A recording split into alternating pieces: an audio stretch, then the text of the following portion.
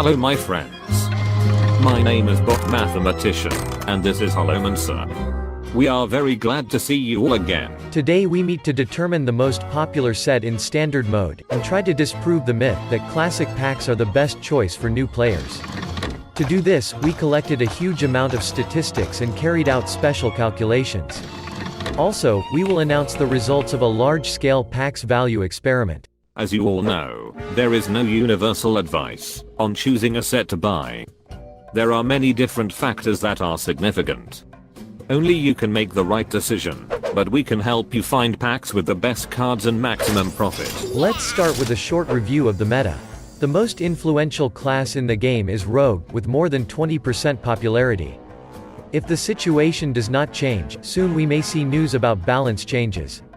The Hunter has dramatically increased in popularity, and is fighting with Warrior for second place among the most popular classes. In general, Warrior, Rogue and Hunter decks are dominating the metagame. They are taking up more than half of all used decks. Thus, the cards that use these classes have significantly affected the potential value of the sets. Sorry, here is one question from the editorial offices of Gadgets and Gazette. If a change in balance occurs, will it affect the profit of sets? Thank you. Yes, thanks for asking. Of course, a nerf always has great influence on the popularity of classes, archetypes, and some cards. But recent balance changes have had no significant effect on changes to your benefit from buying a set. So which sets have the most value? Let's talk about each set in more detail. Traditionally, we will start with the basic cards. Basic cards always have a stable share of presence in the metagame, from 12 to 15%. Nerfs, new expansions, or rotations generally have no effect on this. In general, 42% of all basic cards are used in the metagame. Here are the top 8 most popular cards. Each class has several very strong cards that are a solid foundation for the game, but the Rogue uses basic cards more often. Now let's talk about the worst set. Unfortunately, this is the Witchwood. This set has never had a global influence on the metagame. After its release, it occupied only 15% of the popular decks. Subsequently, the cards were used less and less with each new nerf and new set.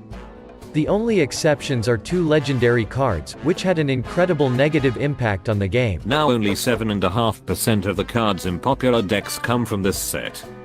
This means that a 30-card deck contains only 2 Witchwood cards. Currently 47 out of 129 cards are used by players, which is only 36% of the cards. Also, on the screen you can see the number of cards distributed by rarity. Pay attention to epic and legendary cards. It shows the number of cards that have more than 1% popularity. The popularity of all legendary cards is only 6%. This means that only every 16th legendary card in the meta game is a card from the Witchwood.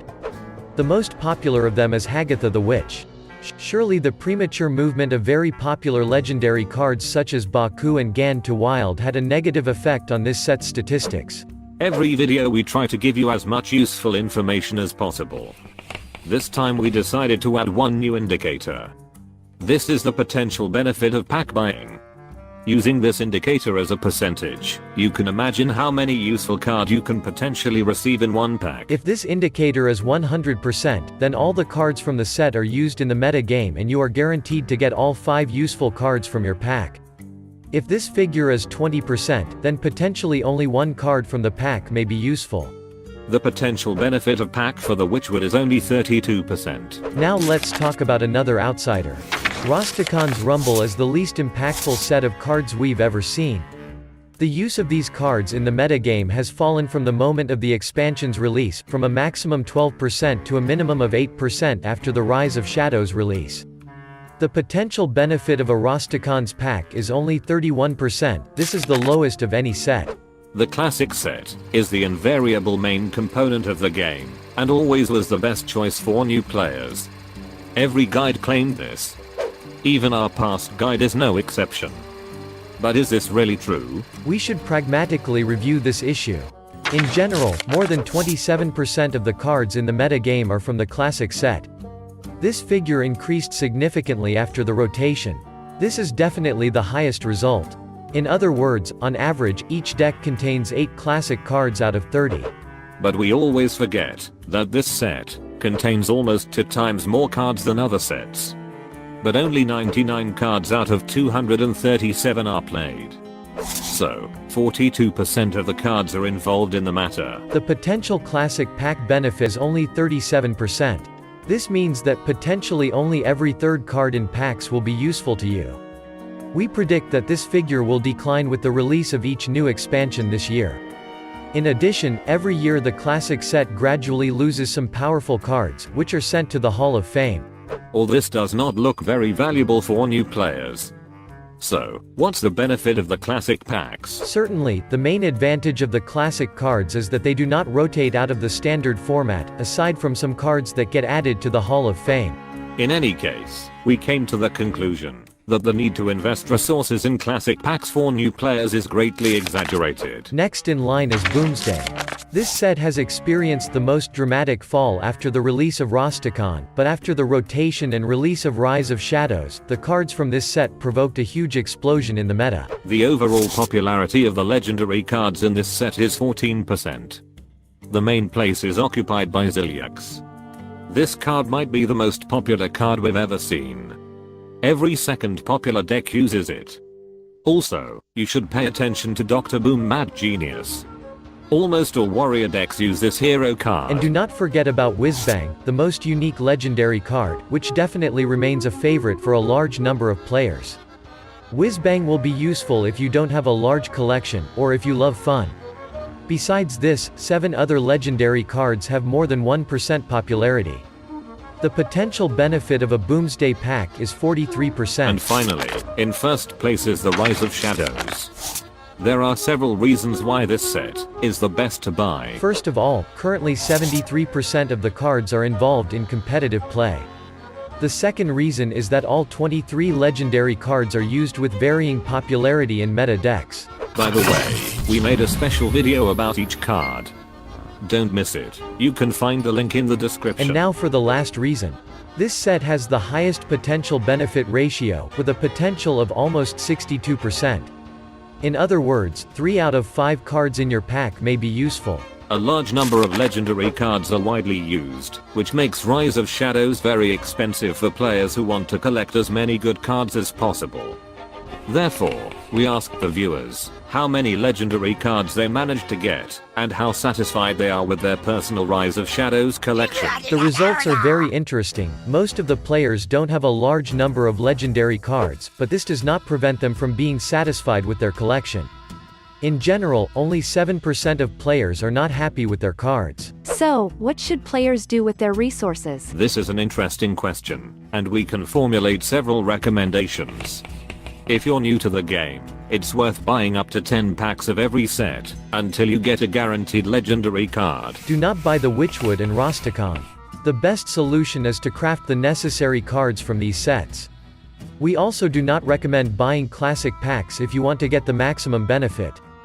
You will get a certain number of packs for free as a reward from quests and tavern brawls. At the moment, the best set to buy is Rise of Shadows, and don't forget that the cards from this set will be relevant for 2 years. You can also save your resources for the next expansion, or for solo content. Look for the text version of this list on the pages of the Gadgets and Gazette. You will find the link in the description. Dear viewers, what recommendation will you give for new players?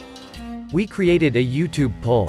Please vote and share your opinion in the comments. Now we want to announce the results of the Pax Value experiment. This experiment was conducted during the release of Boomsday.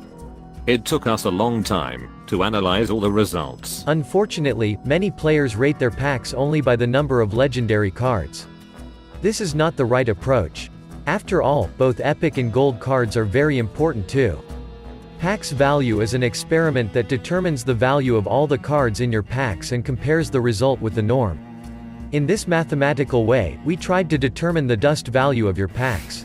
You can see the names of all participants on the screen now. We suggested that viewers convert the statistics of opened packs into a special code, and send them to us for analysis. Each participant received a personal response with the results. We did not expect such a stir. Guys, thanks to each of you for your interest. In total, 1,380 residents of Azeroth took part in the experiment. Together, we managed to open more than 95,000 packs and get 6,001 legendary cards. We found that only 2% of players opened less than 10 packs, and only 2% of players opened more than 180 packs during the release. 45% of players open from 40 to 80 packs. This is the most popular amount. We also managed to confirm that players get legendary cards a bit more often than officially announced by developers. On average, every 19 packs contain one legendary card. Overall, 61% of players received packs that were better than the norm. Packs that were pre-ordered and opened during the pre-release party are slightly better. But this indicator cannot be considered representative. The results were significantly affected by the drop rate of gold cards. It was slightly higher than expected. In general, we found slight deviation from the norm, and the pack's value for all participants was 116%. And this means that we got a little more valuable cards than we hoped. We also managed to identify the players who received the best and worst packs. The most unlucky player opened 148 packs and got only 4 legendary cards, one of which was golden, and a very small number of epic cards. His pack's value was only 48%. This result is equivalent to opening 71 packs. I pity you. The luckiest player turned out to be one who opened only 6 packs. He received 2 legendary cards, one of which turned out to be golden. His pack's value was 422%. This result is equivalent to opening 25 packs. It's mega value. Finally, we want to ask our traditional questions. After these statistics, how will you spend your resources? As for me, I will save my gold for the solo content and new set. What about you? We created a YouTube poll. Find the button on the screen. Please vote and share your opinion. Alright, that's all for today. Thank you for being with us. And special thanks to Chris for text editing.